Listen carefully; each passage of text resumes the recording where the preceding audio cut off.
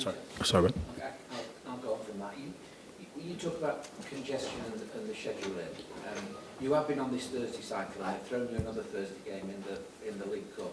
Do you wish you? Is there anything you can do? Can you make it? Yeah, not really. I mean, it would have been nice. It's not only that. I think we've always, for some bizarre reason, seemed to have a day less than every opponent we've played so far. So it kind of affects us both ways. But you look. We all know how it works. You're kind of at the kind of behest of higher authorities in terms of broadcasters and that. When it comes to fixturing, very little say we have in it apart from accepting the fact that this is going to be our schedule. You mentioned Mikey has been one of your first off the cabs as well when we last spoke about it. Is that still? Yeah, he's still on track. Him and Richie are kind of in the final phases, so we're hoping that lost track of days, but yeah, next week they can start training. We've got a bit of a gap before the Newcastle game, So the plan is Mikey and Richie to sort of come back into first team training next week. Well, we'll just go on further to what you were saying before. It feels like a bad run of results. It feels like everything's stacked against you, but you're confident that you can.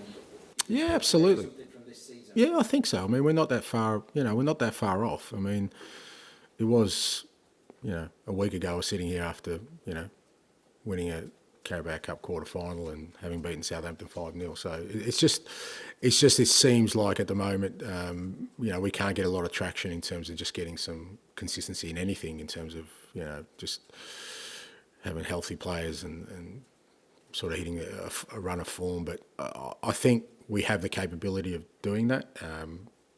We just need some reinforcements. Some will come when we get some injuries back. But, look, I still think, you look at, some of the teams that are above us are 4 or 5 points above us in the league. I don't think that's going to stretch by any great lengths over the next sort of period, because I think all teams you're seeing are suffering at some point. Ours is probably a bit more extreme than others, but I'm confident we'll work through that. And, once we get through it, like I said, I think we'll come out stronger for it.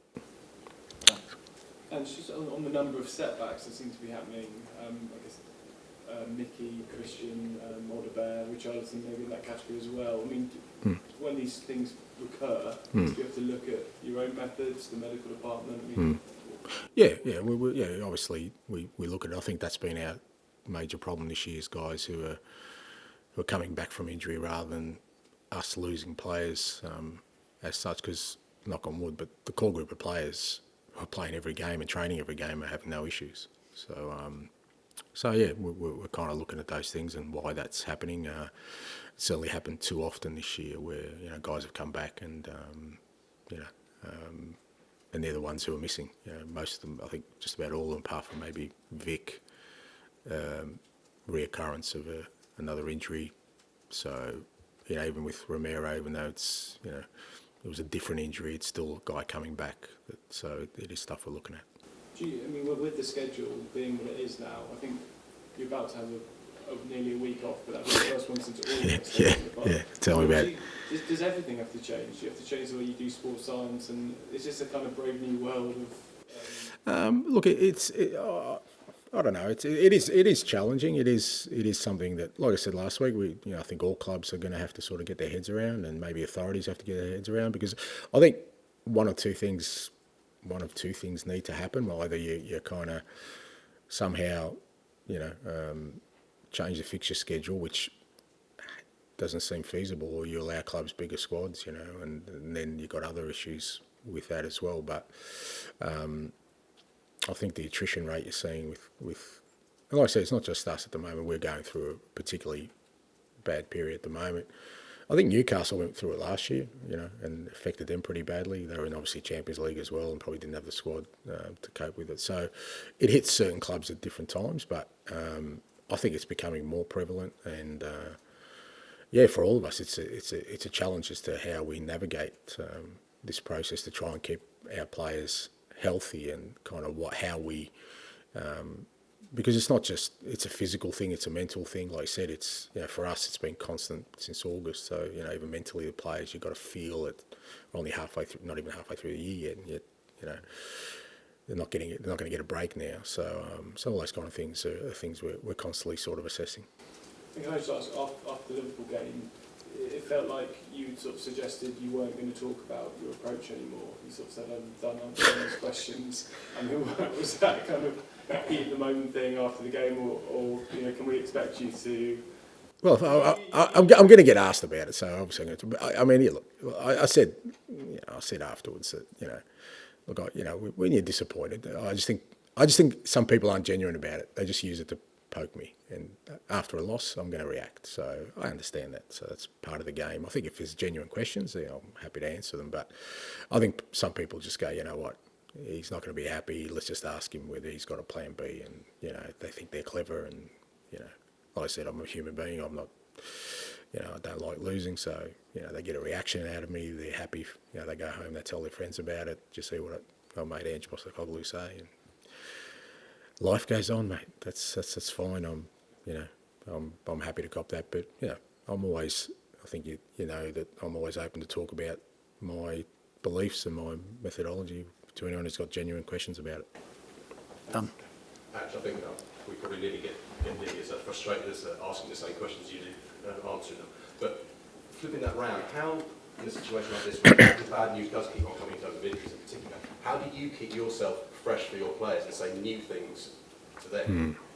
Well, that's the challenge of the role. It's what I love about the role. I've never, as much as people kind of think that, there's a set way of doing this job, but what I love about it is it's always been one that you just don't know what's around the corner. You just,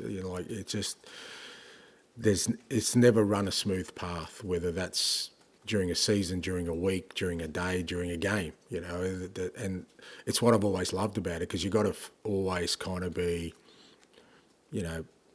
sort of mentally alert to deal with what's in front of you, not get sort of bogged down in things that you can't really influence or control. And like I said, there's always things that come along. I mean, you ask any manager how he feels after a win, and he'll tell you he feels good for about a second, and then his mind is racing about what is going to come next, because there's something that's going to come next. And like I said, it's what I love about the role. It's you never get up and this is going to run smoothly today. It doesn't happen. And I think because of that, I'm always prepared for these kind of situations. And I think it is important that the way I am and kind of my body language and how I speak is really important at this time, because I think other people take a lead off that, rightly so. But I'm I've often said in the past, this is we're in a tough spot, and there's a big fight at hand. But I love that. I love that I'm right in the middle of it, and my job is to try and get us out of it. So that positivity is important, because given that another injury to Jackson, that feels like a bit of bad news, but I guess in these situations, the players can start using that kind of that negativity as an excuse.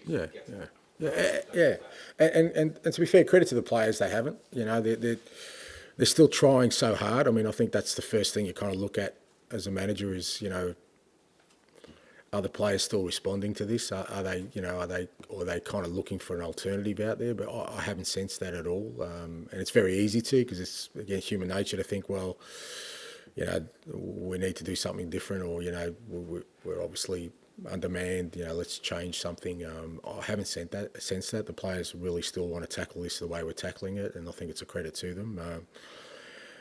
But again, it's up to me to sort of guide them through that and just show them that. All these things, like I said, are temporary. You'll get through them. And if we do get through them in a positive way, and I guess the bonus and the benefit of getting it through, if we get through it the way I want us to, is it makes you stronger, because whatever you face in the future, you've kind of been through probably worse and overcome it. Finish with John, please. Hey, John. Hello, Andrew. Just watching Match of the Day last night, they had Joe Hart in the studio, and he obviously is a player that loved working under you, and he was talking about the importance of your meetings both pre and post match. and just saying, you know, how inspirational they were. Can you still get that message across? Because we're not just talking about inspiration here, we're talking about injuries, but how important are those meetings?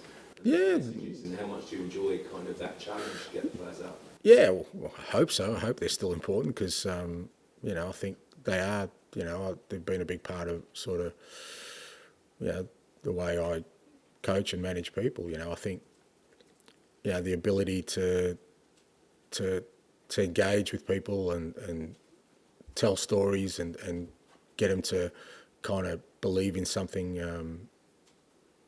I think is important. I think if something resonates with someone, they're more likely to go, you know, that extra level in terms of effort, in terms of commitment to do something, if they can sort of understand it, why we're doing it. And so it's an important part of kind of what I do. And, you know, I still put a lot of stock in that. I think a lot about what I say to players and why I'm saying it. So that, you know, hopefully, like I said, especially in tough times, that they still feel they're connected to what we're trying to build and trying to create. So it's, I think it's really important. Do you often veer away from football? Yeah, very often. Yeah. I mean, you know, some of it's lost to them because of the generation gap, but that doesn't stop me. I still keep going, and I'll tell stories.